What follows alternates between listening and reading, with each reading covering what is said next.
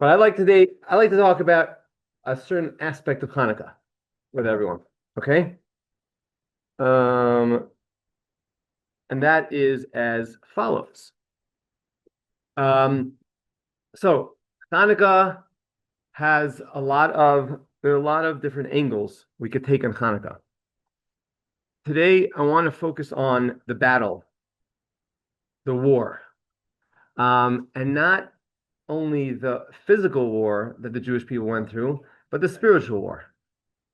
Because we know that whatever happens in the physical realm, in the physical dimension of life, has a parallel in the spiritual world.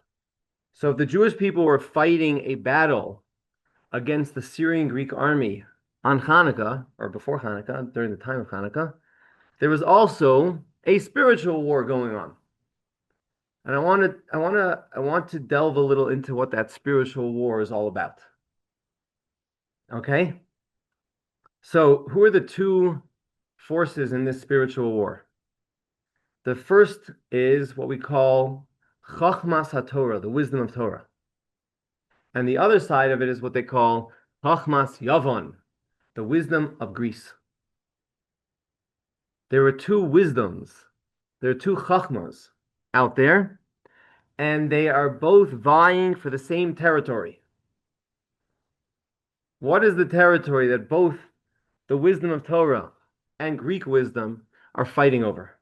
Dominance of the philosophy of the world. The Jewish soul. The Jewish soul, mankind, humans, Yeah. man, Adam. Man is the focus of these two wisdoms, and each one wants to conquer man, or influence man, or impact man. That means we're pretty valuable if they fight over. Yes, we are very valuable. This may sound like a surprise, but we are actually the center of the world. Okay? And so you have man, but of course man is man without, it's raw, raw material until you have wisdom that now guides man. But there are two wisdoms out there, and these two wisdoms are in a constant battle with each other because they have opposing views as to how to influence man. And that's what I want to talk about today. We need, during Hanukkah now, we need to grab the opportunity to delve a little deeper into what's the philosophy of Torah versus the philosophy of the Greeks, the Greek culture, Greek wisdom. Now, when I say philosophy, I don't mean anything like very philosophical. I just mean to say, what's the direction? What's the approach that Torah is promoting versus the approach that the Greek wisdom or Greek culture is promoting? Now, I'm sure there are many, many, many books written about Greek culture, and I don't know all of them. I want to share with you today the Torah approach on Greek wisdom, okay? Or a Torah approach to Greek wisdom.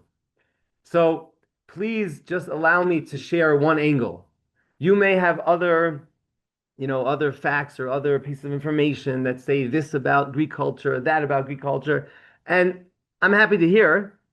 I also just want to share with you a Torah approach, okay? A Torah approach because there's probably tons of things out there, and we're going to get really confused. But it isn't Greek culture about this, and it's about that, it's about the other thing. Probably. But if you want to learn something from it, we have to focus on one aspect. Okay? So what's the difference between Chochmas Torah, the wisdom of Torah, and Chochmas Yavan, the wisdom of Greece? The Greeks Ah, thought the physical was ultimate physical was the best. okay. I mean that was the focus. That's the Yeah. center of life, right? That's the focus of life. Okay, good. Yes, that is something.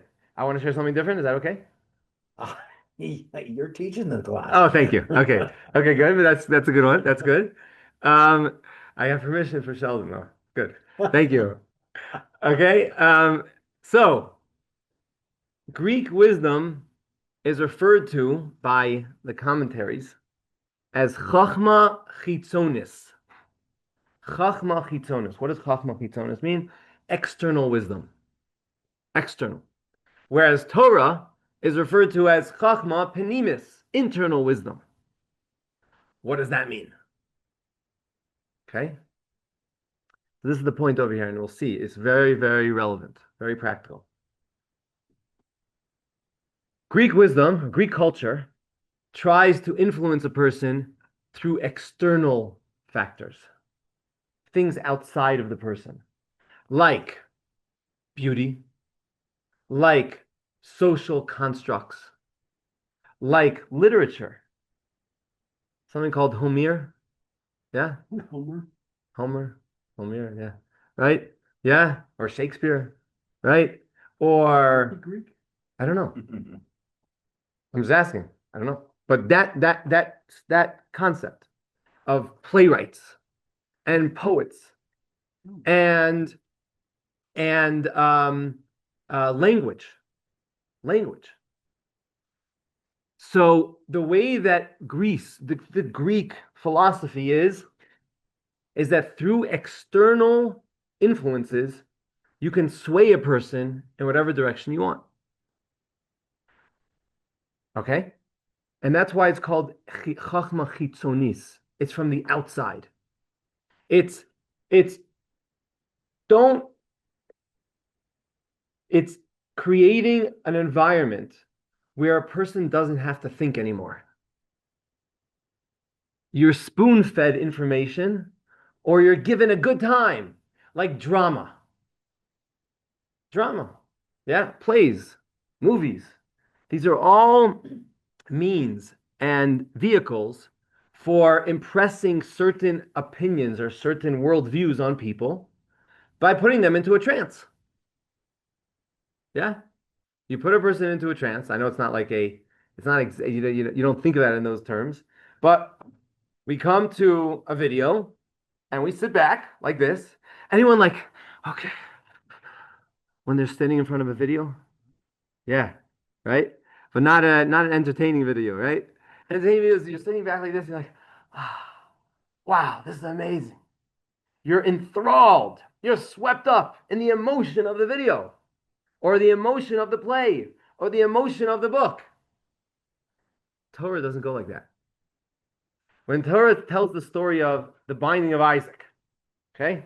I want to share with you a couple verses. Remember, think to yourself now.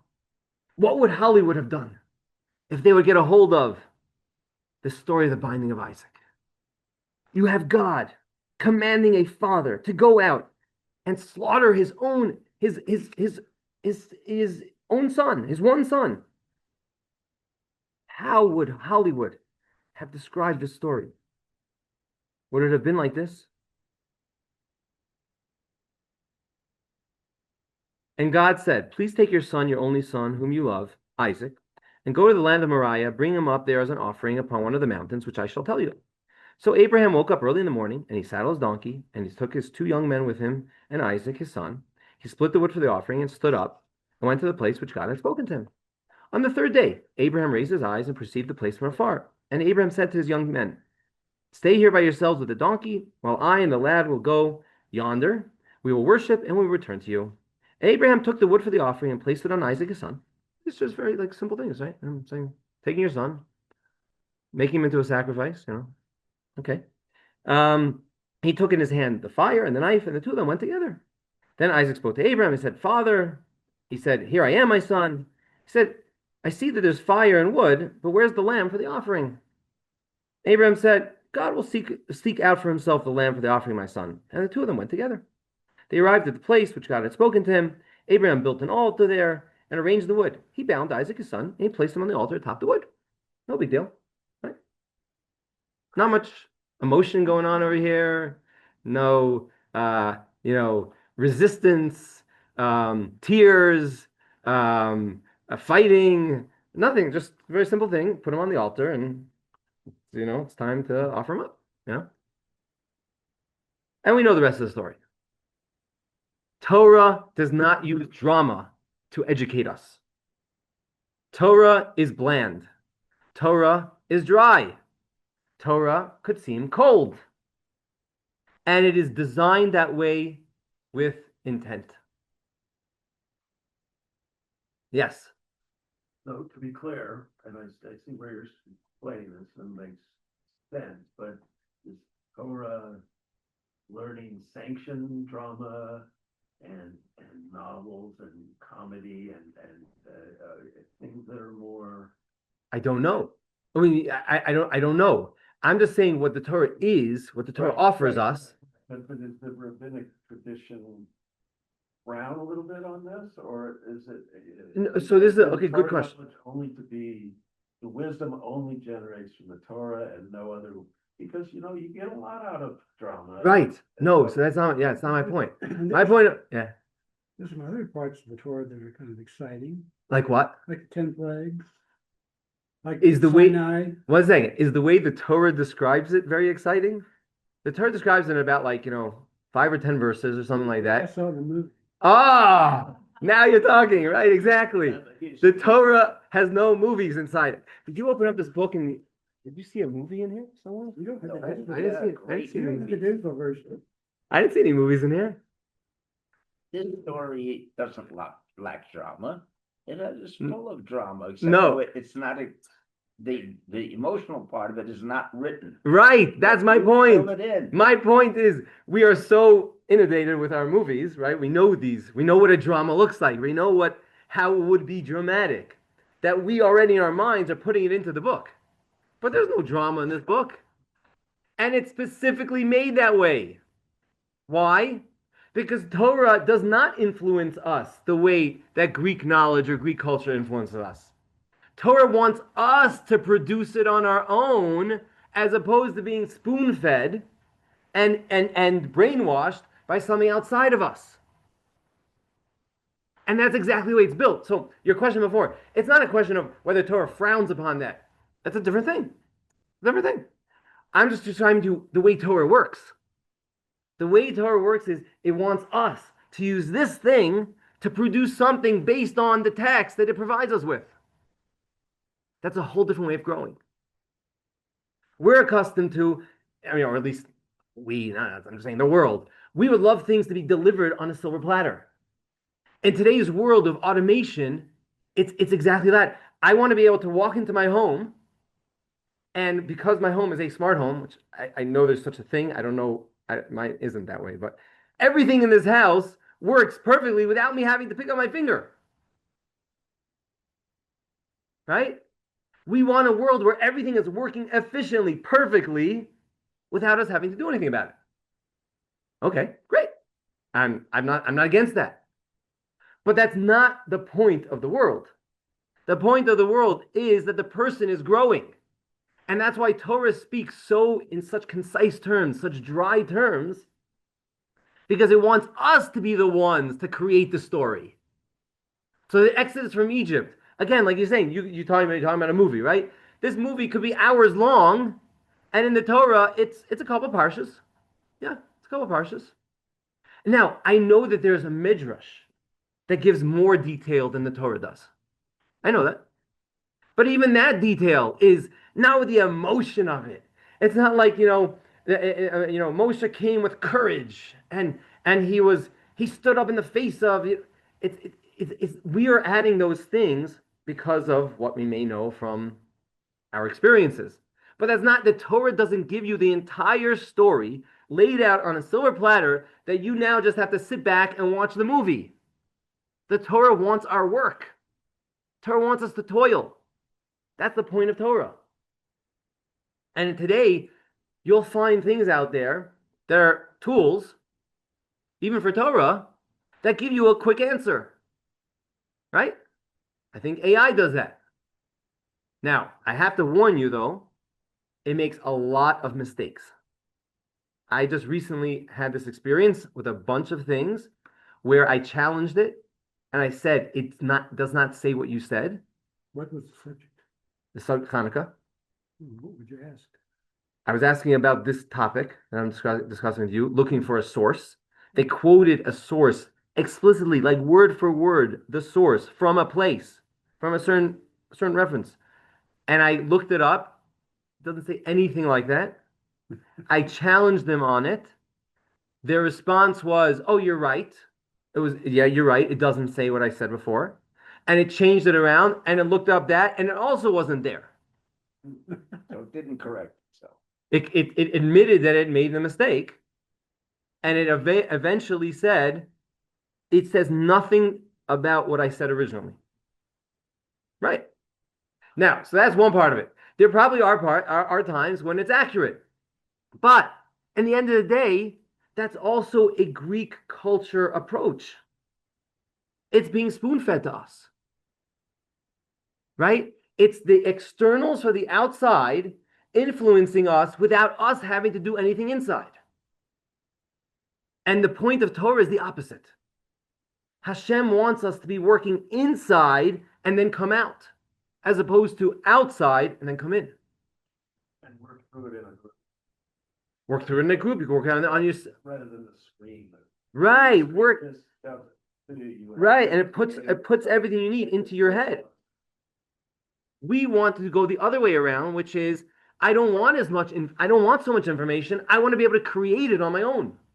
Now, the degree to which we need help to be able to simply open our minds up versus where we are then being spoon-fed, okay, that's everyone has their levels. But the point, the way it's meant to work is now that I opened up your head a little bit, now you work. The Torah, there's a pasuk in Tehillim, in Psalms, in the first section of Psalms, it says, his desire is in the Torah of Hashem, okay? And in his Torah does he toil day and night. So the beginning of the verse is, it's God's Torah. And the end of the verse, it says it's his Torah. It's our personal Torah. What happened over here? What changed? So Rashi on that verse teaches us that when a person begins to study Torah, it's God's Torah. But once he or she toils in the Torah, it becomes their Torah. Because Torah, when do you acquire Torah? Not by how much information you know or how much information you have accessible to you. It's how much you've worked on it. And you worked on it and you got to a small degree of understanding, but that was your work. That was your toil. Versus being spoon-fed a tremendous amount of information. That's not your Torah, and this is your Torah. Yes? That fit in when we had like Rashi and Rama and all these people with their commentaries. Yes. They know more than we do. And Sure. if we're totally disagreeing, we're wrong because they know better. Right. How does it fit in? Because, okay, good question. Very good question. We're trying here to understand Torah and to work on Torah. That's the point. Rashi is Torah. The Ramban is Torah. We are now coming to try to understand that. So you're right. It's a very important point. There has to be an understanding or an appreciation of the hierarchy of Torah. I don't come along and say, hey, 2025, whatever I think is Torah. It doesn't work like that. Because that also has no toil. Toil means that there's an objective truth here that has many different ways of being understood, and I'm breaking my head over it to understand it better. That's called Torah. Torah comes from above down to us, not that we create it over here. But what do we create over here is the toil, is the work, is the sweating over something. That's where we step in. And in today's world, there's a big attraction, there's a big draw towards something that's easy, schmeezy, accessible, delivered on a silver platter. We have it. It's all out there. Now, again, be careful. I'm not the only one to say this. A friend of mine also told me he put into AI and he came up with a whole long class. There's no substance to it. No truth to it. So just be aware. But that being said, other friends have told me it's been extremely helpful when it comes to Torah study. But it doesn't replace human toil. That's the point. It doesn't replace human toil.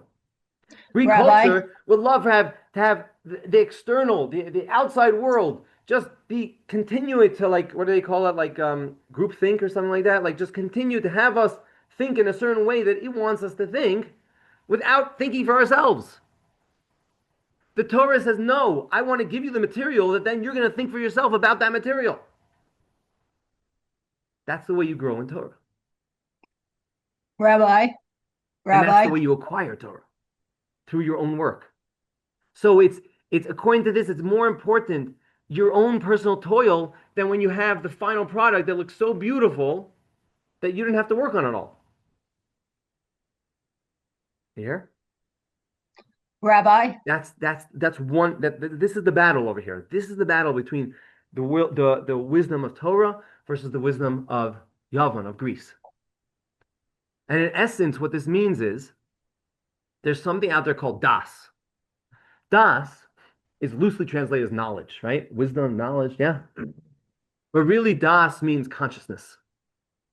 When a person is alive, when a person is intentional, they're living with das, which means that they're connected. They're not in la la land. The Greek culture wants us to be living in la la land, which means having all these external things, what's it called, sway us and influence us without us thinking. Because I'll give you everything you need. Just come along for the ride. Torah says the other way around. I want to give you choice. I'm putting in front of you a Torah, right here in front of you, and it's not going to be easy to understand. Now it's up to you to delve a little deeper, and then a little deeper, and then a little more deeper. Either, like you're saying, you do it as a group, or you do it by looking up, sources, or you are you go to a class, you have a study partner, or you actually think on your own. It's an amazing thing. Yes. What did you say Das means? Das means consciousness, right? Being conscious, being alert, being aware, being alive in your thinking. Rabbi, Torah is constantly training us to use das by not making it easy, by making it a little challenging for us. It wants us to use das. That's when we activate das. But the other way, we don't have to use our das anymore. Everything is given to us. Now, I'm not against entertainment, and there's a lot of things to be learned. You understand? But you're coming as an observer that's looking to learn something from it. The other approach is don't think, turn off your brain, and just be swept away with the current. And that's what we're fighting against. That's what we're not, as Jews, we don't want to allow that to happen. My Rebbe once told me a good teacher is someone that opens up the topic and then leaves room for the students to be able to understand, to take it from there on their own. And that could end up looking very different from one person to the other. You open up the bigger picture, and now each one of us have to understand it to a certain degree. I have had the opportunity to see people who think, like people who actually spend time thinking on things, on the Talmud, on Musar, on Torah, to just take a topic, take a thought, take a concept, and just think about it. And that's what Hanukkah is teaching us. Do you want to ask something? I just wondered where the name Yavan came from the Greek. Yavan, Yavan. Yeah. I mean, it's in the Torah. Oh, it is. Oh. It's one of the 70 nations, I think. Yeah. But, yeah. Rabbi, I'm saying, what do you mean? What's the question? Oh, no, I just wondered how that word came to refer to the Greek. That's all. Yeah. Yes, I don't know what the word means. Uh-huh. I don't know. I'm not sure. I'm not sure. I'm not sure. But it's always associated with the Greeks. Yeah. Okay. So that's one way, is in our Torah study. In our Torah study, we have the ability to utilize or to go with this approach that it's meant to come from within out, which means we take a topic, we take a concept in Torah, we take verse in the Torah, and instead of it being spoon-fed to us, we create the story. I know when it comes to the Exodus from Egypt, right, which we tell the story on the night of the Seder. So I think that there are books out there that get descriptive about how the story goes, which is good. Again, it may be a tool to open up our minds. At the same time, I'd also like to just take the simple story, the way the Torah says it, or the way the Midrash explains things, and then try to like bring it to life in my way. I don't want to just keep it, as in the words that the Torah says, and I don't want to either use other people's words. I want to be able to create it on my own. Again, this is something like people are struggling with, let's say, davening, with prayer, right? Because you come back to the same prayer book, has the same words every single day or every week, right? Whatever it is, and it's boring. And you know what? It is boring. But it's made that way so that you can be the one to bring out life in it. Sure. Can I ask you, I'm sorry. Thank you so much. Okay, let's see over here. How do I think my speaker's on. Bottom right. Oh my gosh, is my speaker off? I think it's on. Can you, Madeline, can you Rabbi, speak? No, you can't. can you hear me? I'm so sorry. Yeah, click on where that X is, and then click on that. Oh, thank you so much. Sure. Appreciate it. Okay, hi. Sorry about Hi, that. that's all Sure. right. Well, I don't know if this is so profound. However, everything that you're speaking about with the whole Greek culture versus the Torah, and Mhm. then you said, how would Hollywood play this story? And Hollywood has played this story this week, but the son killed the father. And I just think everything you're saying Oh. just so relates to this thing of the Greek versus the Torah, and in just a horrendous way. So yes, they did play it out this week, and that was Hollywood's version of what you're trying to teach us with the Torah. I got it. I appreciate what you're saying. I know what you're. Which I know. thing? What is It's the the- Torah the side of that grinding. incident? There's no Torah side in that What murder. is, No, what, no, no. She's saying. what are we talking I don't. I think. I don't know if we have to. I think it's gonna take us a little off course over here. But she's just saying that the Hollywood approach leads to the opposite, where the son is killing the father, as opposed to Father killed. father killing the son. Right.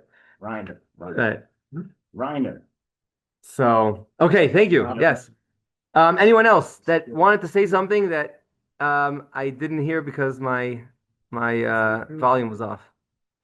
Are we good? Okay. So that's the first area where through Torah study we can work from inside out because we are the ones who are trying to understand and delve deeper into Torah. It wasn't spoon-fed to us. Okay, now listen to the next one.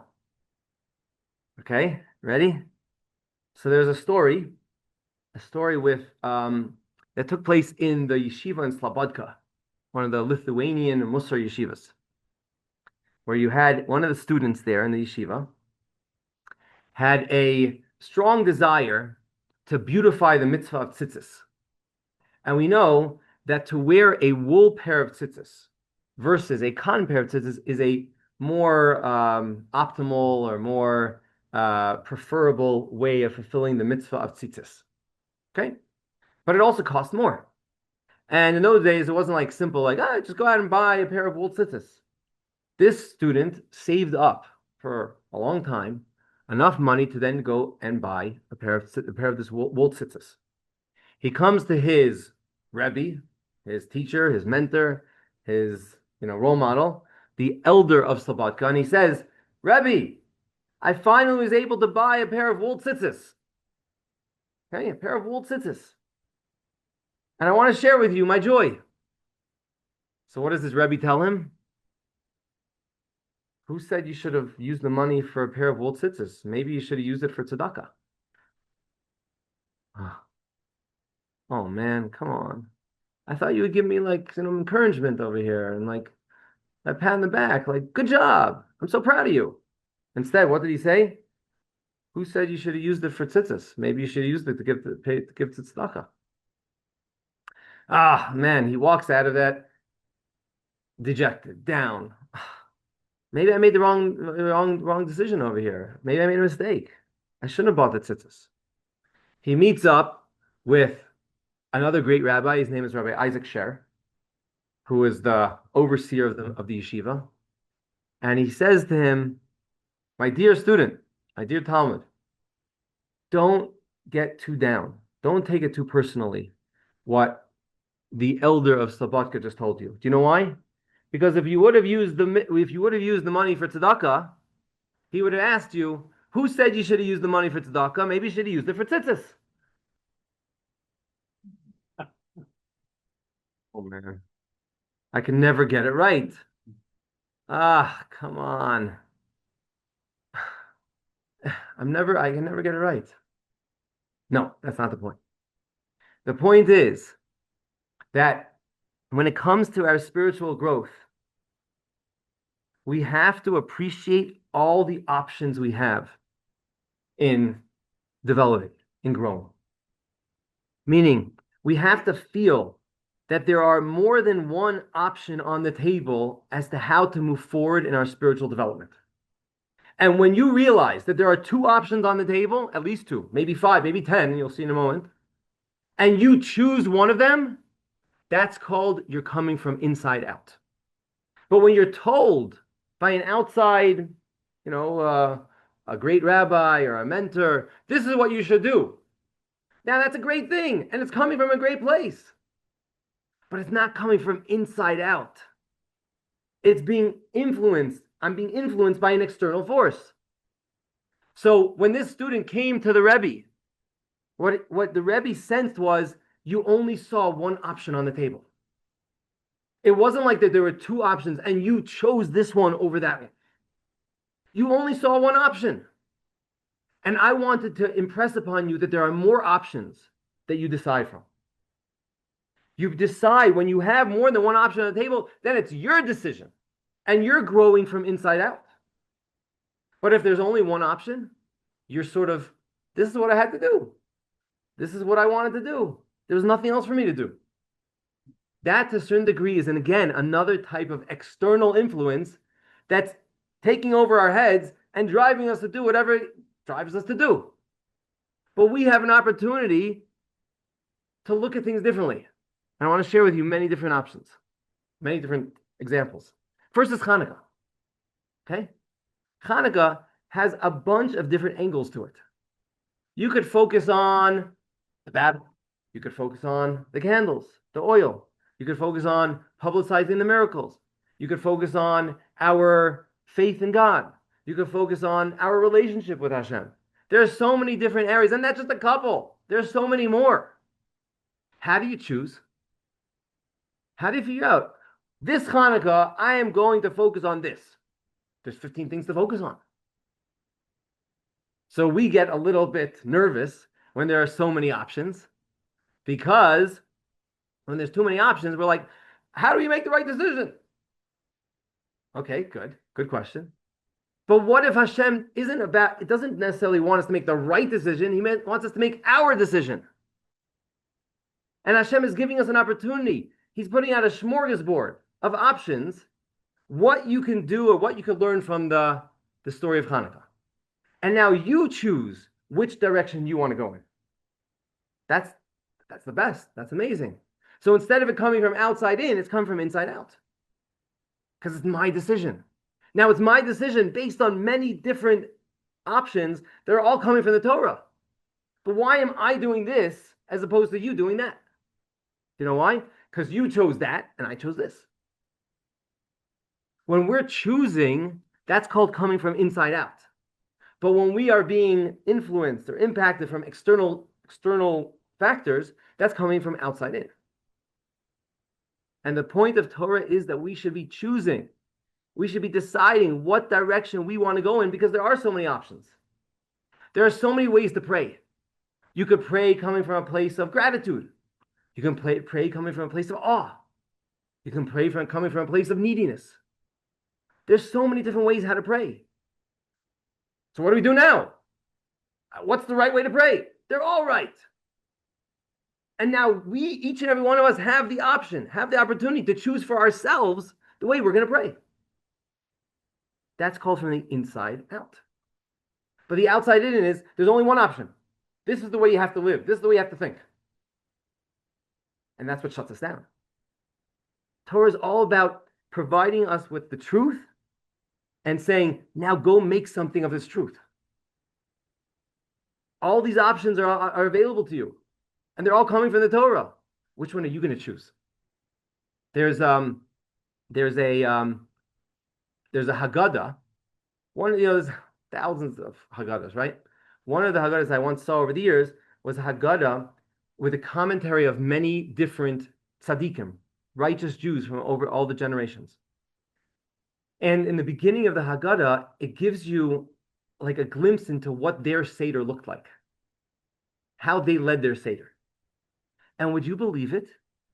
They all led their Seder differently. What's going on over here? There's only one way to lead a Seder. No, there isn't. This one took the Haggadah and just read the words. That was it. He read the words with tremendous awe and trepidation. And that was the Seder. No one ever spoke up. No one asked any questions. That was the Seder. Another person would invite questions and want to engage. Another one would tell the story, would have a tell the story, but you couldn't ask them any questions. There were so many different styles in how to lead a Seder. How does that come about? Because we each have different personalities and we can make different choices. And I can choose to lead my Seder in this direction, and you could choose to lead your Seder in that direction. I think any of us who have been to other people's Seders see there's many different styles out there. That's great. Options are exactly what we want.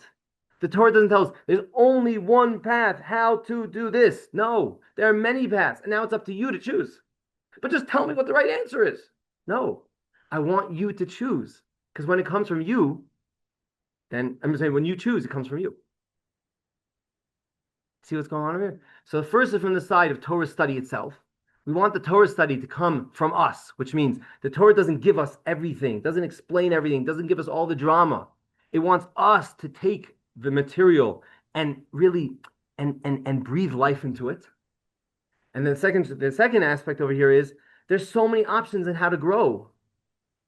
And the Torah doesn't give us the right answer because it wants each one of us to choose which one of these options are right for us. And when we choose it, we come out, we develop. Yes. But doesn't that risk broadening it out so much that you need guardrails? Yes. Some of the times that Rabbi Meyer gets particularly focused is nothing like Judaism my way. Yes. Because yes. it's not your way. There is a way. And so there's got to be Rashi is the definitive right interpreter, but you're saying so there's a little. Yes. Can you clarify this a little? So it could be a slippery slope. Yes, 100%. I'm totally with you. The question that was asked was that this could lead to Judaism your way, my way. What Rabbi Meyer speaks about that, says about that, right? So of course there is it is I don't want to say a dangerous thing. It's something that we have to be cautious about. At the same time, the way I was prefacing my remarks over here was by saying, in Torah, there are 15 ways of understanding Hanukkah. In Torah, there's 15 ways of how to pray, how to daven, right? So I'm not talking about opening up a new way that was never heard of before, that just came from my head. I'm talking about going into the sources and seeing in front of me 5 different options, how to approach Hanukkah, and saying, okay, where do I go from here? That's what we like. Okay? But you're right. It's a slippery slope. Definitely a slippery slope. I'm sort of opening up to Judaism your way, right? Because we're choosing it to be our... But it's coming from the place of truth, and there's a bunch of different angles on that truth, and I'm going to choose one of those angles. Okay? Rabbi. Great point. Yes. Yeah. As I've gone through different phases of my life, and I read and study the Torah in my way, I have gone through many stages, and at this stage, I'm about to turn 88. I know, thank you, Hashem. I am at the point now, as I read and study, I see principles that guide those Miriam. decisions that I make on how to see that, Mm. to apply that in my life. So I'm in the stage of the principle that each story is teaching me. Oh, very good. Amazing. Okay, thank you for sharing that. That means that you're, but again, it's like you said, at the stage where I'm at in my life, right? Yeah. Which means you're bringing yourself to the Torah, and you're breathing in the life, or you're or really extracting it, not as something that was given to you on a silver platter. You're pulling it out, and that's because that's where you're at right now, and that's what you're hearing from the Torah. Yes, beautiful, great. Right, This is the right. process Well, we need to and go through. you have, from the years of study, you have a concrete foundation that you're working from to begin with. So then the principles become how you apply. Yeah, okay. Thank you all. Beautiful. Thank you so much. Thank you for sharing, Miriam. Thank you. You bet. Yes. Okay. You hear what's going on over here? We're bringing ourselves to the Torah, and the Torah, that's what the Torah wants. The Torah does not want to give it to us on a silver platter. It wants us to bring ourselves to the Torah, either from the understanding part of it or from the personal growth side. It wants us to step into it. And that's the difference between wisdom of Torah and Greek wisdom. I hope this is helpful. I hope this gives some type of distinction over here that we can move forward with. I'm not giving you all the answers, right? Now we have to work from here. Okay? So the Greeks were very dogmatic, in other words, there wasn't a lot of leeway, is that part of what you're saying there?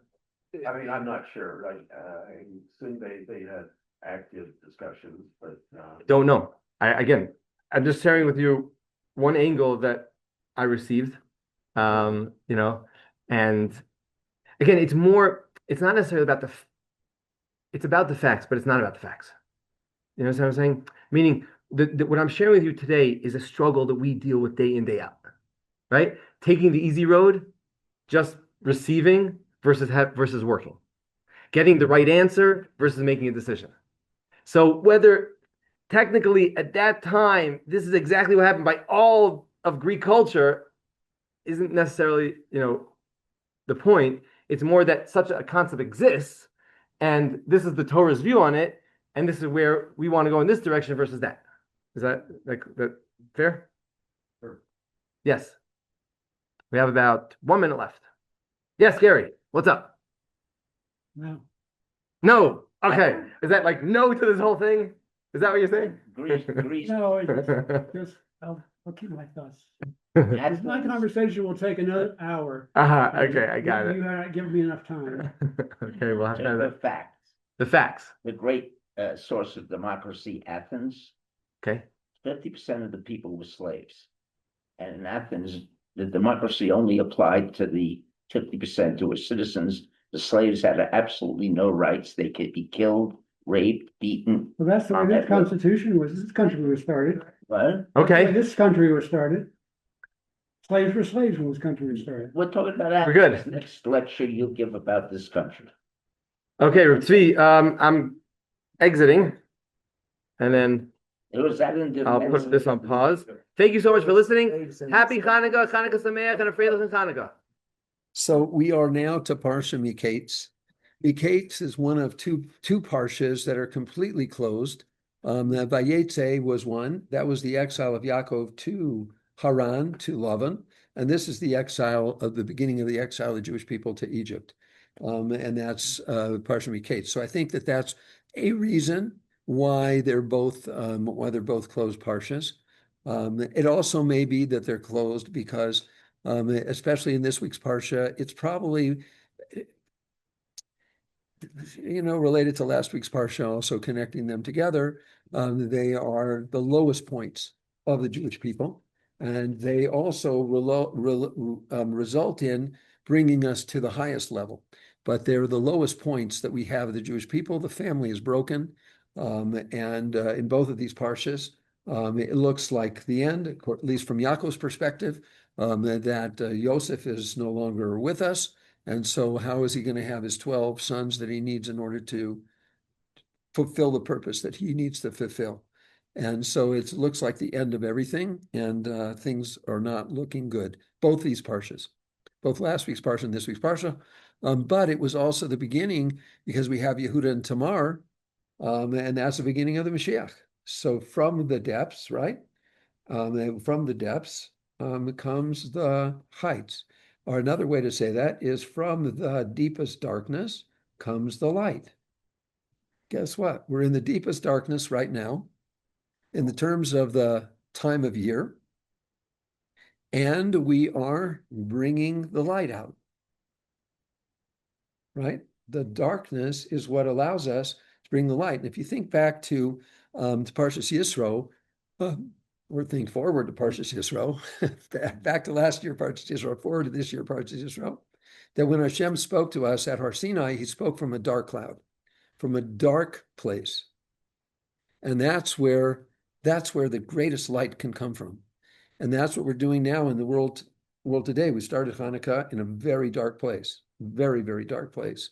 And we're bringing the light out because I think more Jews are, being courageous, and they're standing up for us. And so we're having a Hanukkah where you see a lot more celebration, I think, than maybe other Hanukkahs were, in my recollection anyway. I mean, people are really making an effort to really be strongly Jewish, right? Chainsaws and ice.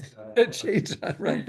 And on Sunday night, this coming Sunday night, Be'ezrat Hashem, they'll be at the JCC, the largest ice menorah, according to Rabbi Newsom, in the history of the world. Where's he gonna get the ice? It's warm. Get on the Guinness World.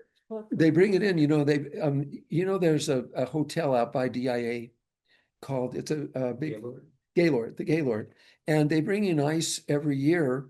And then they do this sculpture. They have these, these sculptures that they do there. And I have never been, but kids have gone and told me that it's really a phenomenal thing. Have you been? No. Your kids go, or No. they're too old to? Yeah. Anyway, so let's get started with Parsha Miketz now. So Miketz is in that way. The other thing I would say to you is that Miketz is the first Parsha after a while not to begin with the letter Vav. Have you noticed that? It's unstuck with the boat. We're in Parsha Miketz. The name of the part. We're in Parsha Miketz. The name of Miketz. The name Miketz. Because what was the name of Vayetze? What was the name after Vayetze? Vayishlach. What was the name of after Vayishlach? Vayeshev. Oh, okay, here we are. Right, it was told us before that. But now, so we had 3 in a row of the Vavs, and now we have a Mem, Miketz. Now, Miketz means the end. And Kates means the end, meaning not the edge, but the end, right? If you look at this table, so it's got edges on it, right? So you might say, well, okay, it's got 2 ends or 4 ends, as the case may be, but those are edges. Miketz means from start to finish. And the Kates is the finish.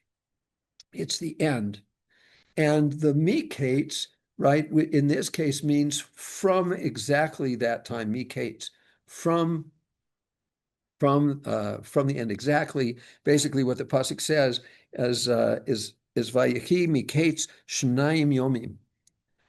And it happened exactly 2 years to the day. 2 years to the day, the Paro had a dream. And 2 years to the day, it happened to be, as Raful David has pointed out to me on several occasions, that October 7th, which we call in America, we call it October 7th, but it happened on what day, what holiday? It's Torah. Shemini Atzeres. Oh, Shemini Atzeres, right? Okay. In Eretz Israel, it was the one and the same thing, right? But in Hutzor, it's Shemini Atzeres. And when did the last 20 living captives get released? Miketz, exactly 2 years later. If you count by the Jewish year, it was exactly on Shemini Atzeres of that second year of 5786 from 5784. But it wasn't the case when they went in. No. They weren't captured on the case. They were captured. They Yeah, were. The answer 2 years later. It happens. Yeah. That was, I thought, Senator Shmini answer. Shmini Atzeres is when they were captured. Yeah. And then they were released, the last 20 living hostages, right? I think we finally got the last hostage back a week ago or something. No, there's still one. Yeah. Oh, there's still one that's not? So, Okay. I think there's one that they. One that they haven't, okay. But the living hostages, the living hostages were released on Shemini Atzeres, exactly 2 years later. So it kind of parallels this parsha. We have this 2 years. A little bit about this now.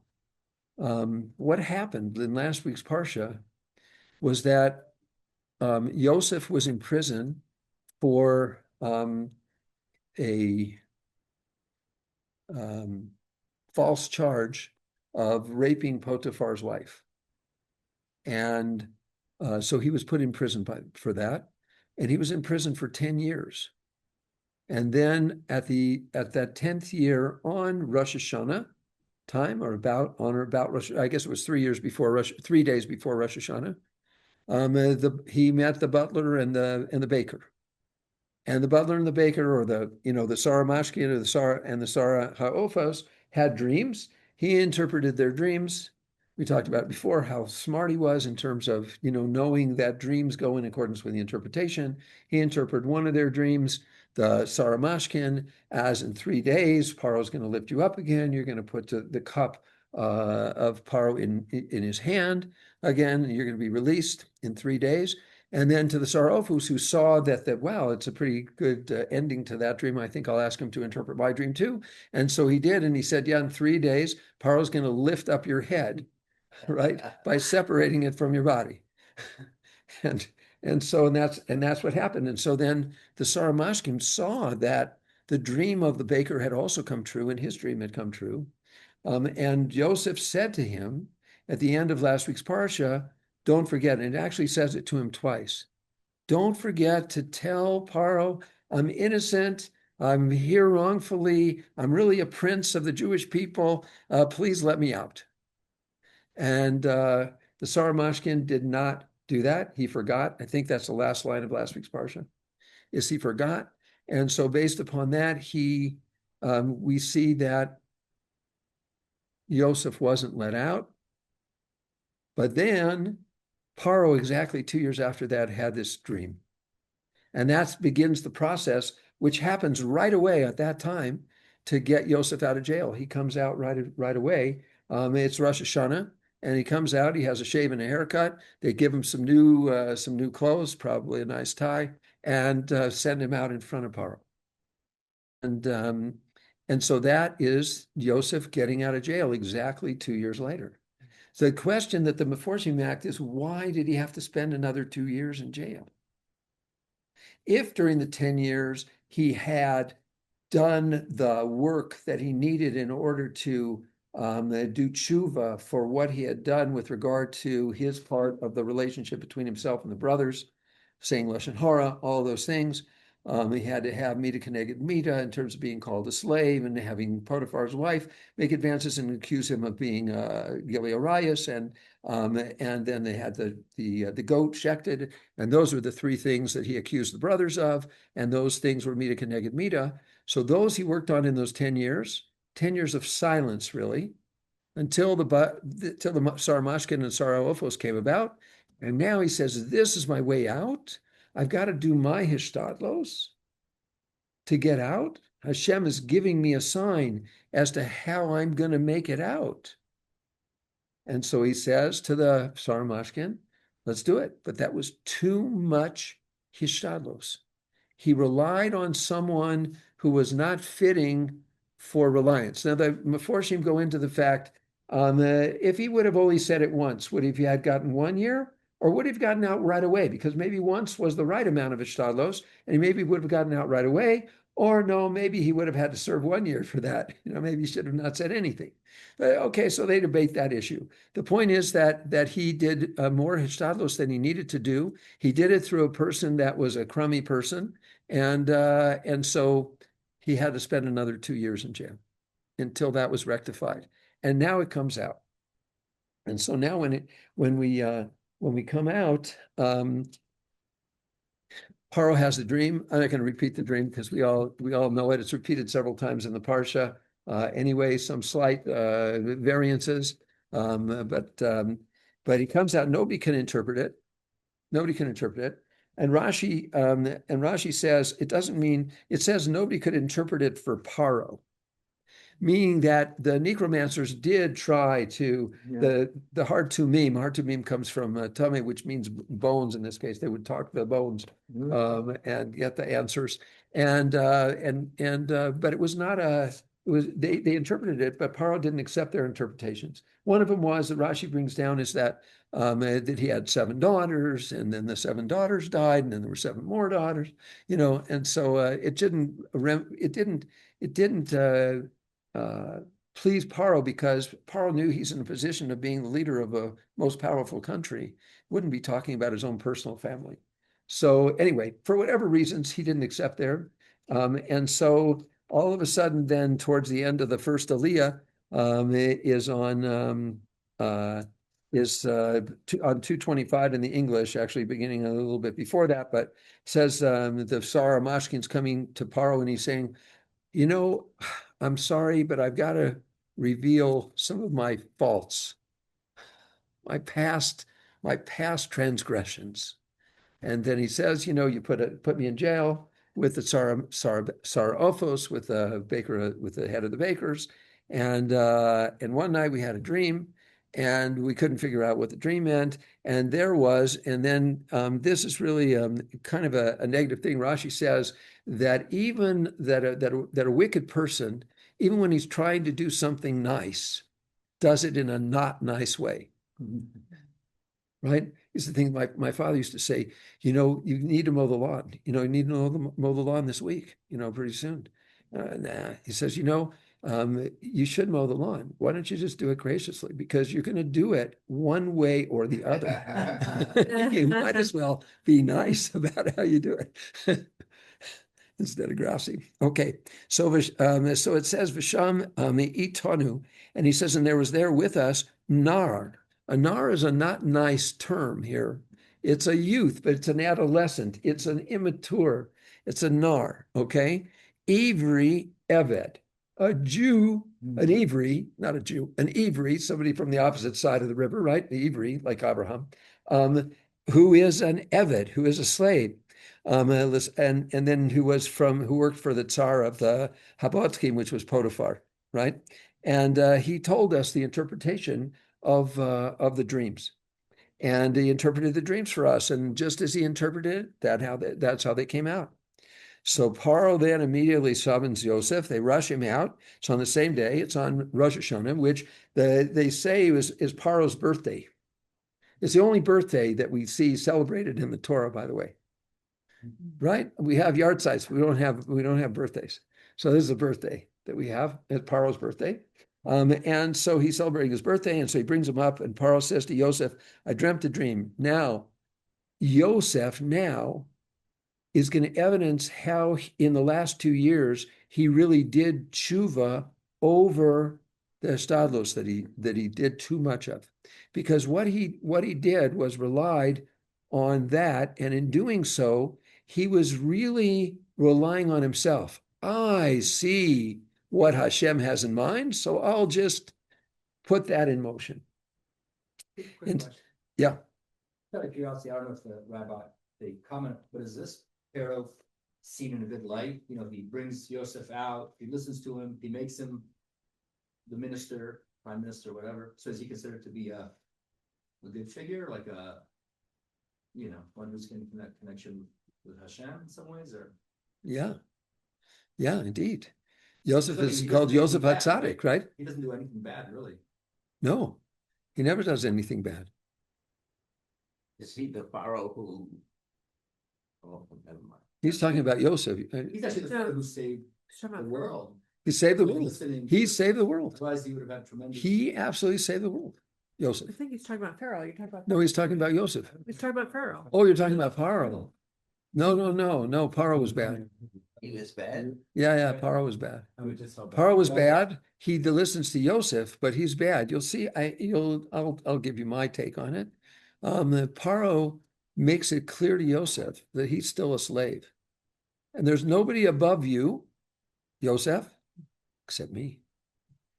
But isn't this the same Paro who gave Goshen to the brothers? It is. It is that that was one good. and the same. But he's doing it not because he loves the Jewish people so much. He's doing it because he loves himself so much. And he sees that this is the best way to handle the Jews and to put them separate and to leave them separate there. You give them the best part of the most fertile part of. But it was the part that the other Egyptians didn't want, because it was a part that was good for grazing, and the Egyptians didn't graze cattle, right, like we did, right? We were the shepherds and the herders. So Yosef answered Paro and he said, "This is I think the punchline to what I was saying before, and that is, it's beyond me. It's not me. It's Hashem. It's beyond me. It's Hashem who will respond." Now, know when he says that in Pasuk Tes Zion, that he says, "Vayan Yosef," and Yosef responded as Paro to Paro, "Lemar Bilvad Elokim," because Paro recognizes Elokim. He doesn't know Yud Kei Vav Kei. We see that in Sefer Shmos when we get to Moshe, that Paro doesn't know who is Yud Kei Vav Kei. I don't know Yud Kei Vav Kei. Right. Was Elohim there? Elohim was the God was a God who created the world, right? Was the God who gave all the other gods their powers, right? I mean, they believed in. I got into an interesting discussion with Rabbi Leibowitz about this. When did secularism begin? Right. So I think it was with Darwin. I think it was with Darwin, because before that, everybody believed in a God or gods, but they didn't believe in secular. You can think about it. It's one of those questions that you can ponder forever. But I think it was with Darwin. Toil. That's where I think when I look back. Okay, so then Paro said to Yosef, "Okay, in my dream," and then he retells him the dream again. And he tells it a little bit differently. And then when Yosef then interprets the dream, so he tells it the way that the dream really was, rather than the way that Paro had said it, right? So Paro knew that it was really the dream that he was interpreting. But again, Yosef is going on the Gemara in Brachos, which says that dreams come out in the way that they're interpreted. And so this next part proves how, in my opinion, how brilliant Yosef was. How brilliant it was. First of all, he learned all 70 languages the night before. An angel taught him that. So that's enough brilliance. Paro knew 70 languages, but he didn't know Lashon HaKodesh. Right? That'll come up next week's parsha. We'll talk about that more. But basically here now we're seeing that that he's going to interpret the dream and say there's 7 good years and there's 7 bad years. And the reason that it seems like 2 dreams, it's really all one, but it seems like 2 dreams is because Hashem is going to act very quickly. He's going to act right away, and you're going to have the 7 years of plenty. And he then throws in at the end of the discussion of the dream, he says, and the fact that it's 2 times is because the matter stands ready before God, and God is hastening to accomplish it. And then he adds on, just at the tail end of this is still part of his speech to Paro. "Now let Paro seek out a discerning and wise man and set him over the land of Egypt." Okay, so let Paro proceed to let him appoint the overseers of the land, and he shall prepare the land, and he'll take of it, and he'll gather in everything for the first 7 years, and then they'll be able to support the land through the famine. And then this is the very end of the second Aliyah. It's on the top of page 229. And it says, "The matter appeared to be good in Paro's eyes and the eyes of all of his servants." Why did they adopt it so easily? Ego. They thought it was them. This wise and discerning man, each one thought it was him. And Yosef was playing right to their egos. And says Paro is above all of them, right? So could we find another like him, a man in whom is the Spirit of God, meaning Yosef? And all of them crestfallen at that point. So Paro says to Yosef, "So since God informed you of all this, you're the guy. You are the man." And then he says, only by the throne shall I outrank you. Only me. And then Paro said to Yosef, so see, I placed you in charge. He changes his, which actually helps later on when he's trying to disguise himself from his brothers, to Safena Paneath, which is the knower of secrets, says Rashi, the different explanations of it. And then he has him marry Osnat, who... It's the daughter of Dinah. I guess that's the tradition that we have. I think we have some other traditions too, but anyway, the daughter of Dinah, somehow she's related to Potiphar's wife, because Potiphar's wife, when she was seducing Yosef, it wasn't just out of physical lust. She had seen that there was to be some kind of carrying on, just like Tamar with Yehuda had seen that there was something, some connection was supposed to be made for posterity as to how that was supposed to happen. So it was more than just that, but there's a real contrast between, I didn't talk about it last week, but a real contrast between Tamar and Potiphar's wife. They both saw that there was something more to it than just a physical attraction. There was something to be long-term. Tamar was willing to leave it up to Hashem. So when she was accused of adultery and she was going to be burned at the stake, so then she said, okay, it's in God's hands. I'm willing to live or die with it, however it comes out. But I'm not going to reveal who it is. But Potiphar's wife, she saw it and she could not let go of it. She kept trying to force it and to make that connection happen. And so she kept forcing it, and that's the downfall of her. It's kind of an overuse of hishtadlos compared to betachon. Right, it's another analysis that you can say with Tamar. She was willing to go with betachon. She would have belief in Hashem, and whatever happens, that'll be what Hashem's will is, and that's what I'll go with. And Potiphar's wife was not willing to do that. She was forcing it, doing too much hishtadlos. It's like there are like people in the like Torah who haven't got names, Lot's wife, Pharaoh's daughter. Pharaoh's daughter, we call her Batia. Yes, Batia, but right? But it's not mentioned. Right. Okay, but is there are the unnamed named ones always female? No.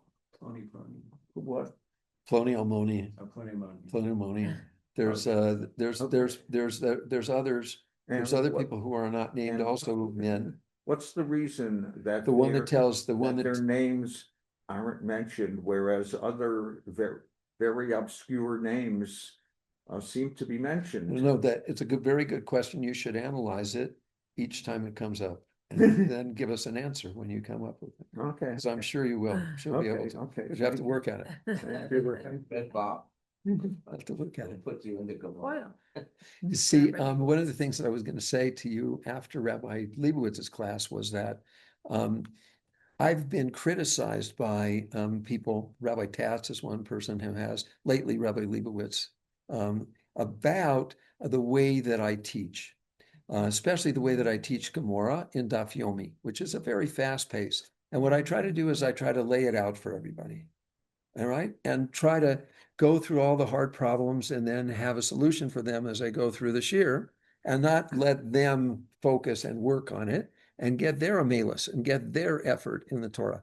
So Rabbi Tad says, I'm doing my students a disfavor in doing that. I have to get them to think more. But you can do Daf Yomi. It's I tried this morning a little bit. I told my class about it. I was going to do it.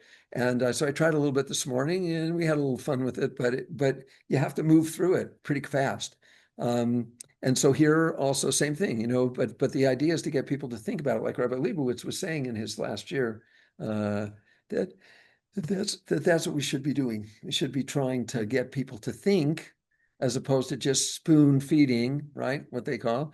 And I recall back to when I taught at the law school for 48 years, in the tax program. And so the director of the tax program for most of those years is a fellow by the name of Mark Bogle, very brilliant guy.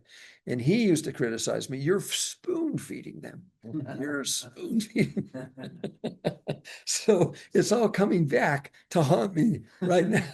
So But I'm trying to get Svi, better at it. Svi, that's a good thing about a teacher, that he understands the people who are listening to him and he teaches to their level. So, Well, okay, but you've got to push people beyond the level where they but you right? are pushing us. Because one of the things that we say, especially at Hanukkah, this is a really good time, when you light the wicks, especially this is true of the oil, where you have the oil and the wicks, you have to be patient and hold the shamish or whatever you're using, the match to light the candle. You have to hold it and be patient until it catches. But once it catches, then you let go. So the teacher has to be patient in terms of giving things, but then make sure that he goes away so that the students rise up on their own, just like the candles do. Same thing in parenting, perhaps? Same thing with parenting, absolutely, That's a absolutely. good message. And it's Gemilus Hasodim. I mean, it's having Gemilus Hasodim, which means to wean. You can't, if you just give chesed over and over and over again, you create dependency. And so it's got to be Gemilus Hasodim. It has to be with a weaning where you give until that moment where they need to be on their own. And then they have to. The great message for tonight was the over at the Hanukkah wedding. Thank you. Okay, good. You have an oil menorah? No, but like even the candles, like it still takes a second. I think there's still the message to give over. Yeah. Interesting. Okay. Okay. So Yosef comes in, and remember, Yosef is a matzliach. We talked about this last week, right? He makes, not only is he himself successful, but he makes other people around him successful, right? And so he's a matzliach, right? That's the mem. That's the matzliach that connects the doer to the receiver to the action that happens in the middle, like mishpat for shofet and nofet, and for the mitzvah, like the tziva, and the mitzabe, the one who commands, and the one that's nitzabe, the one that receives the command, connects it all together when you say mitzvah, right? Same, many words like that. Okay, so Yosef is appointed. He goes around, and everything is producing like amazing, beyond anybody's wildest dreams. And so he's very, very successful. He has, there's a halakha that we're not supposed to have relations during a time of famine. And so it makes clear that Torah tells us that Yosef had his two sons during the years of plenty. And that's Ephraim and Menashe first, and then Ephraim. Menashe, I saw a very interesting thing. Menashe is coming from the fact that he named him Menashe because God had made him forget all my hardship. It sounds like he's criticizing Hashem for forgetting what it was like when he grew up in his father's household. But I saw something today from the Zera Shimshon. I brought it with me because there's a lot of stuff in there. But basically, what it is more like a prayer that he's naming his first son Menashe. Don't let me forget any more about my father's household. Don't let me forget the traditions. Don't let me forget the halachas that I need to do. And so it's really more like a prayer, he says. If you look at it just in the straight English translation, it seems like it's like a criticism, that you caused me to forget all my hardship and all my father's household, which could be, you forgot me to forget how my brothers were picking on me. But I think it's more than that. Okay, and then he called the second one Ephraim because God's made me fruitful in the land of my suffering, and that was a good thing. And then they have the 7 years of abundance, and they come to pass in Egypt, and they end. And now we flip over to the land of Canaan on page 233. This is at chapter 42. Yaakov perceives that there were provisions in Egypt. And so Yaakov said to his sons, why do you make yourself conspicuous? Actually, they had enough. Hashem had provided for them very well. But they were surrounded by Ishmaelim and so forth, and Canaanites, who were in the midst of this deep famine, and they were going to be conspicuous by their not being in the famine. So Yaakov says, you better go up to Egypt and get some stuff. Yeah. And go up and go to there. So he sent 10 of them that went down to buy grain. I should have said down to buy grain. And Yaakov, and note that this is Yaakov that we're talking about here, right? This is Yaakov. This is a physical aspect. This is a level of Yaakov, not Yisrael, right? That's sending them. And Yaakov did not send along with his brothers. He didn't send in Benjamin. And so Yosef was the viceroy there. Comes the brothers, and they come in, and it's a very important line, I think. The last pasuk on 233, Yaakov recognized his brothers, but they didn't recognize him. On the surface, right? I mean, it's been now 22 years. Yosef was 22. I'm sorry, Yosef was 17 at the time, and now with the 22 years, he's 39. So he's changed a lot. And you could say, but the other brothers hadn't changed so much because they were already older than he was, but they weren't that much older than he was, right? He was born in the oldest one was Reuven, who was born only 7 years before Yaakov, because Yaakov worked 7 years to get married, right? And then Lavan flipped Rachel for Leah, right? Yeah. And so that's when he got married to Leah. And that's when Reuben was born, maybe 9 months later than that. Okay. And so Reuben was born. And then Joseph was born at the end of the 14 years. And so he's really only 7 years older. So it's not that big of a difference. You could say that it was. On its surface, it seems like he recognized them, but they didn't recognize him. Well, he was dressed like a king. They wouldn't never in their wildest Absolutely. So many explanations for why they wouldn't recognize him, and he would recognize them. They were wearing clothes from Canaan. He was wearing Egyptian clothes. Absolutely. Absolutely. I think there may be a little bit deeper way of looking at it. He recognized them. It says Joseph recognized his brothers. He recognized them as brothers. He decided at that moment, I'm not going to exact revenge. I'm recognizing them as my brothers. They didn't recognize him. They didn't recognize him as their brother, right? They're still in the same place maybe as they were. And then it says Yosef recalled, this is the first top line of 235. Yosef recalled the dreams that he dreamed about them. So he said to them, you're spies. Now, the commentators focus on that line that he recalled the dreams. Why is it significant that we know that he recalled the dreams at this moment? What's happening?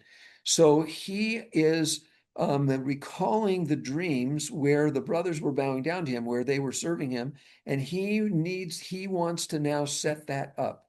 That's part of his overall plan, because what he wants to do is he wants the brothers to do tshuva. He wants them to do tshuva. And there's a very deep question that starts here that goes all the way to the end of Parshat Vayechi. I'll raise it with you now, and we can think about it as we go along. Did Yosef ever really forgive his brothers? This would be one line that might indicate that maybe he did, but he's trying to get them to do tshuva, and maybe they never do it completely. Or maybe they do. And that's the question that we have to reckon with. Yes. I'm sure since Egypt had all the food in the world, they had spies. Every other nation that was like starving would love to invade Egypt and like steal all absolutely. The food. Of course, he made it plausible. Of course, he made a plausible claim against them. Exactly. Yeah. It's a very plausible claim. Plausible. He's a brilliant person, Yosef, remember. That like they were spies. He's a brilliant person. He's really taking everything, even the things that our brilliant person over here, Rabbi Yavan, takes into account, So he basically continues with his saying that you're spies, and then he says, there's one way you can prove that you're not spies. Yeah. What's that way? Show me you aren't lying about your brother. Exactly. Bring Ben Yeoman down here. Exactly right. Bring Ben Yeoman back. And that way you'll prove that you're not liars. Yeah. Boy, how smart to be able to think so many moves ahead. This is a chess match beyond belief here. So so that's what he did. So, but I'm not going to let you go totally. You got to leave Shimon with me. And he picked Shimon because Shimon was the one that threw him in the pit. So he throws Shimon in the pit in jail, although I think he got him out into some nicer quarters probably afterwards. But he said he did. But yeah, yeah. As soon as the brothers left, he pulled them out. Pulled him out. Yeah. So so that's what he said. So and it keeps Shimon behind. And the brothers say to each other, they're starting to stir in recognition of sins gone by 22 years ago. And this happens, I think, I know it happens to me. I assume it happens to other people. Do you think about things sometimes that are years and years past that you think, I didn't do that right, and I really need to rectify that in some way? And so the brothers are having stirrings of that, and they said to one another, indeed, we're guilty concerning our brother, inasmuch as we saw his heartfelt anguish when he pleaded with us, and we paid him no heed. And that's why this anguish has come on us. So they're starting to get it. And Reuben says, I told you so. Did I not speak to you, saying, don't sin against the boy? I told you so. See, he comes across so poorly on the surface. There's obviously something we're missing. What do you think is a message that we can take from his responsibilities positively? It feels like there must be something good from that. I could tell you on a deeper level, Reuben was conceived at a time. There's nine things that the Gemara says that a person, when he's having relations with his wife, should not have in his mind. Shouldn't be angry at her, shouldn't be drunk, she shouldn't be drunk, he shouldn't force her. And, there's 9 things, because that will produce problems in the child that's conceived. When Reuven, and one of the things the husband shouldn't think of is another woman when he's with his wife. Okay. So Yaakov thought he was with Rachel, and he was with Leah. And that causes Reuven, as the Torah testifies, he's unstable as water. And he's unstable. He's in the right place at the wrong time, or the wrong place at the right time. He's supposed to go back to get Yosef, but he has to do something else. He comes back, Yosef is gone, right? He moves his father's bed, which he's treated as having committed adultery with Bilhah, right? He's trying to do the right thing in the wrong way. And that's Reuven. And that's why Reuven is not Roy to be, although he's considered to be the firstborn, but he's not Roy to be the leader. You have Yehuda or you have Yosef. You don't have Reuven. Now, Reuven doesn't give up his Bechor status in the mere material way, but he does give up his double share of the Shvatim, because Yosef gets the double portion with Ephraim and Manasseh. Reuven only has his one, his one tribe, right? The tribe of Reuben. And so that's a little bit about Reuven. You can develop it yourself a little bit more. Good. See? Yeah, I like it. The new and fruit speed. Okay, so now they didn't know that Yosef understood because there was an interpreter. This is who was the interpreter? Rashi tells us, Menashe. Oh, okay. Yeah. But he's an unmentioned in the Torah. It's unmentioned, like what you were talking about. This is another one that you should focus on and see why the Torah didn't tell us that. Do you think Menashe knew about Yosef's plans, that those were his 10 uncles? I have no idea. Now, what a great question is that for you to look at?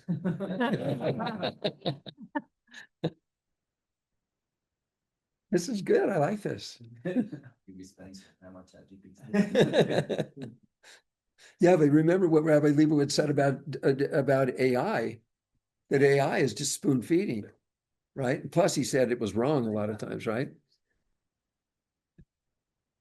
He asked it a question about something that he said what's the source for this? And they said Chochmat Yitzchak, which is Rabbi Chutner, who's last generation sage from Baltimore, and wrote a thing called Chochmat Yitzchak. So Rabbi Leibowitz looked it up, wasn't there. So he types in or says into the AI, you're not right.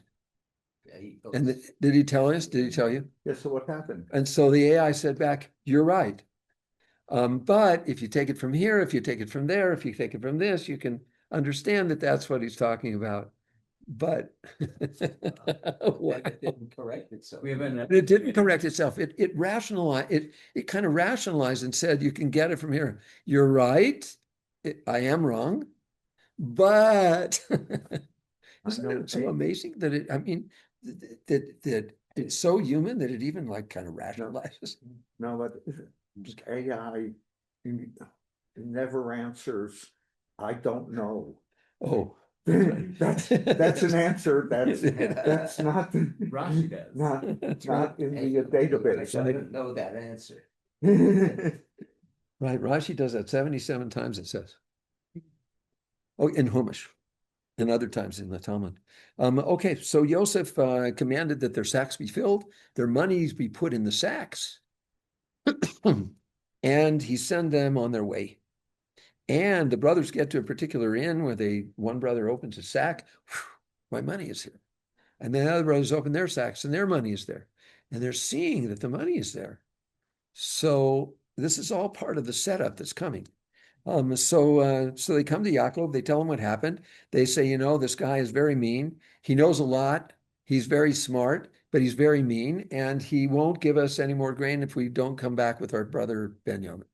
And Reuven, who is again always in the wrong place at the right time, or always trying to do the right thing in the wrong way, he says to Yaakov, he says, if you'll send Benjamin with me, if I don't bring him back safely, you can kill my sons, who are Yaakov's grandsons. Kind of a saying is that. That's another thing for you to work on. It's like trouble moving forward. Yeah. I mean, very kind of weird.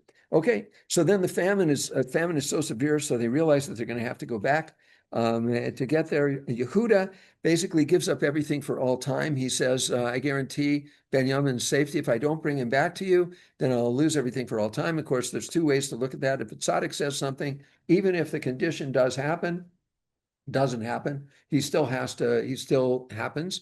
And so he gives up everything to Yaakov for all time, meaning Olam Hazeh and Olam Haba. And it's only when Moshe davens for Yehuda in Parshas Vazos Abrochas, at the very end of the Torah. The Gemara goes into this in great detail, but he brings Yehuda into Olam Haba, brings him into an Olam Haba in stages of his davening and how it worked. And then it says, when Yaakov finally decides to send them, note who it says. This is about the beginning of the last paragraph on 241 in the text of the Torah. Yisroel, their father, said to them, if it must be so, then do this. So he now realizes, but this is at a higher level now. The time for the exile has come. The time for the slavery in Egypt has come. So if it must be so, then do this. And then take the land's glory. I looked for some things about what is significant about these things. These are not, of the seven fruits of Eretz Yisrael. The honey probably is with regard to the dates. But other than that, I don't know what the significance of these things necessarily are. But they were supposed to be the tribute that was of the land's glory. Do you know? All right, so David, you'll look at that for next time. I didn't do it. I got enough money. and take with you double of the money, so you can return the money that you got in case it was a mistake or something like that, and you can have money for the new stuff too. So take double the money. Okay, and they come back and they take this tribute and they take the double money. And Yosef sees Benjamin is coming. He is just, kind of beside himself. Joseph strikes me as being a very emotional person. And we'll see, he cries a lot. I'm not sure if anybody cries more than Yosef does in the Torah. He cries a lot. Maybe he's the one that cries the most. So they approach the man that's in charge of Yosef's house. It's another non-named person, Rabbi Yoman. You can look at. Probably Menashe, but I don't know that we see anything, any clear source about that. And they said, if you please, we had indeed come to originally buy food, and here's the money back. We brought it back, and it was in our sacks, and here's back. And he replies back, it probably is Menashe. I mean, it's somebody who is definitely Jewish, right? So peace be you, fear not, your God and the God of your father has put hidden treasure in your sacks. Who but a Jew would say that? So your payment has reached me, and then he brings Shimon out, and then the men are brought to Yosef's house, provided water, they wash their feet, and they feed the donkeys, and they prepared the tribute for when Yosef would come at noon, and because they were going to eat the meal there. And Yosef sets up the meal, and he sets it up exactly in the order of the births of the brothers, all the way around. What are they thinking? I mean, they have a block that they're not seeing what's going on here at this point. It seems like, how would he know unless he, does anybody have an inkling that it could be Yosef at this point? Evidently not. So he sees his brother Benjamin. He can't stand it. He's so emotional about it. And so he runs out, and he rushed because of his compassion for his brother. He's stirred. He wanted to weep. So he went into a room and he wept. And then he washes his face, and he comes out and he says, serve the food. And he gives everybody really, really nice food. And everybody eats and drinks, but he gives Benjamin 5 times as much, which Rashi says, or which the Gemara says in Megillah, in the Gemara Megillah, that the coat of many colors that he made, the katanas pasim, had 5 extra threads in it, right? So anyway, he's trying to recreate the jealousy on Benjamin, like the jealousy was created on him, and to see if the brothers have grown out of their feelings of jealousy about that. And so then he instructs the one in the charge of the house, okay, we're sending him back, fill the sacks, put their money in the sacks, and in the youngest one, put my silver cup, which he pretends is a divining cup. It's really his Kiddush cup, but and so they do that, and then he sends his army, or his policemen after them. They stop him. You guys are thieves. You're running out of here with our master's cup, right? So then they say, okay, you're right. If there's someone who took the cup, then you know what will happen? He shall be your slave, and the rest of you will be exonerated. And so then hurriedly, each one lowered their sack to the ground. Each one opened their sack in order. Reuven, Shimon, Levi, right?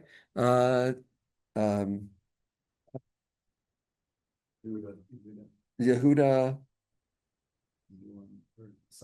No, because next came, before Issachar and Zebulun came Bilah's sons, who are Dan and Naphtali, and then after that, Zilpah's sons, who were Gad and Asher, and then after that, Zebulun and Issachar and Zebulun, and then Benjamin, right? And so they're opening all the sacks one at a time, bump, bump, everybody's got their money there. We didn't put it there. We were obviously framed. Oh, Benjamin's sack is opened. He's a Ganef ben Ganef. They say he's a Ganef, the son of a Ganef. You know why they said he's a son of a Ganef? Because Rachel had stolen the Teraphim from Lavan, right? And hidden them. So he's a Ganef of the son of a Ganef, this Benjamin. No good, right? And they failed the test. They failed the test because they think that Benjamin is guilty of stealing the cup. They know that they were each framed. Each one knows that they were framed. They didn't put their money in their sack. But yet with Binyamin, they're not willing to down the top schools about Binyamin and say, okay, so we're going to go back. And then they say, well, take us all in slavery. Yosef says, that wouldn't be justice. And we leave on a cliffhanger, right? Because now Yosef's going to take Binyamin as a slave, and the other brothers are going to be sent home, and we're going to send them all home. It would be sacrilege for me to do this. The man in whose possession the goblet was found, only he will be my slave. The rest of you, Lake L'Shalom, go in peace. Go in peace. And that's the end of the parsha. It's interesting that Judah speaks at this point because Reuben spoke a lot earlier. Right. So Yehuda's going to kind of steps up, I guess. Yeah, he steps up. Yehuda steps up. And that is the whole tug and war between Mashiach Shel Yosef, Mashiach Shel David. Talk about it next week. This is I love this story. This is the most dramatic, horrific. Notwithstanding what Rabbi Leibowitz said, that Yes, it's dry. I don't think it's so dry. Everything. The ancient world Sex. didn't have long like prison sentences because nobody wanted to feed somebody 10 years. So like baker and like cup like bearer, either they're freed or they're executed. Yeah. One or the other. What about Yosef? So why was like Yosef given a prison sentence rather than executed right away? You would think raping. He was put into prison by Potiphar, Yes. right? Yeah. So Potiphar knew, I think, Potiphar knew that Yosef did not do anything wrong with That's his wife. right. Although I That's think- right. I felt Potiphar's his wife. She had a history. Yeah. Of like seeing other young guys. Yeah, and he knew that it wasn't him. And like. Yeah, that's what I think. What? That's what I think. Yeah. I think so too. They had to do the same Make face. people successful, they don't want to kill them. Right. Right, and he made people successful. I want to get rid of this guy. Right. Yeah, And very the- good too. Thank you. The Yasher warden- Kol Tzvi. Listen, Have a say- good Shabbos, good Have a good Hanukkah. Shabbos. Joseph doing all of my work. Yeah. If I execute him, I'll have to do the work. That's right. That's right. But That's right. That's I right. have a theory to test with you. So I was thinking about Balak is also close parsha, right?